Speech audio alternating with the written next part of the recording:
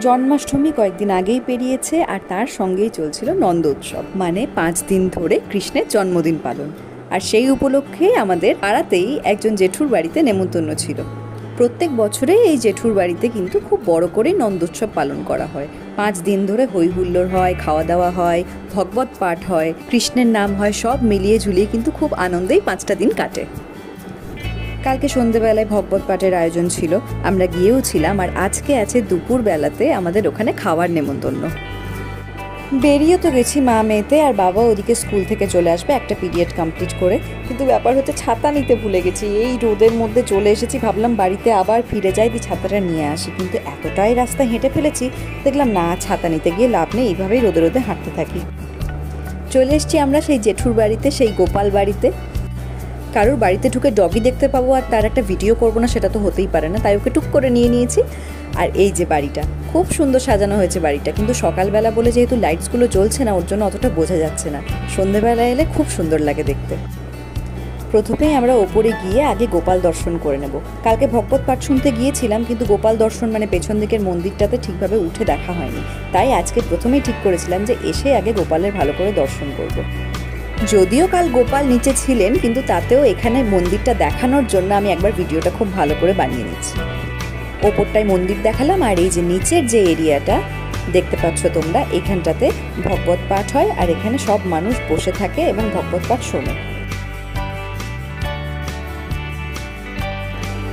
এই যে এটা হচ্ছে ভগবত পাঠ করার আসনটা। আসনটা আসলে এত সুন্দর সাজানো ছিল, ভাবলাম নিচে গিয়ে একবার ভালো করে দেখাবো। ওপর থেকেও দেখানো যাচ্ছিল, কিন্তু আমি ভাবলাম নিচে এসে কাছ থেকে ভিডিওটা বানাই, তাহলে বুঝতে পারা যাবে। এই গোটা এরিয়াটা আমি একবার নিচ থেকেও দেখিয়ে দিই তোমাদেরকে খুব ভালো করে, কারণ ওপর থেকে একটু ছোট ছোট লাগছিল, নিচে থেকে তার জন্য দেখাচ্ছি। সবাই বসে আছে, সবাই নিজের নিজের মতো করে গল্প করছে, আর আমি তার ফাঁকে টুকটুক করে ভিডিওগুলো বানিয়ে নিচ্ছি। দেখো কি দারুণ দেখতে লাগছে।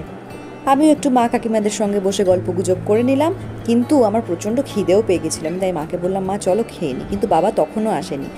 বাবা আসার পরে আমরা চলে গেলাম টুকটুক করে খাওয়ার দিকে।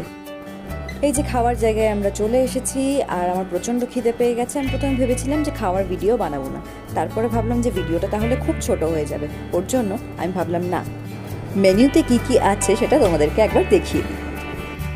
প্রথমেই ছিল সয়াবিনের কাটলেট, যেটা আমি নিইনি, তাই আমার প্লেটে নেই। আমি শুরু করেছি পোলাও দিয়ে, আর তারপরেই পেয়েছি মিক্সড ভেজ।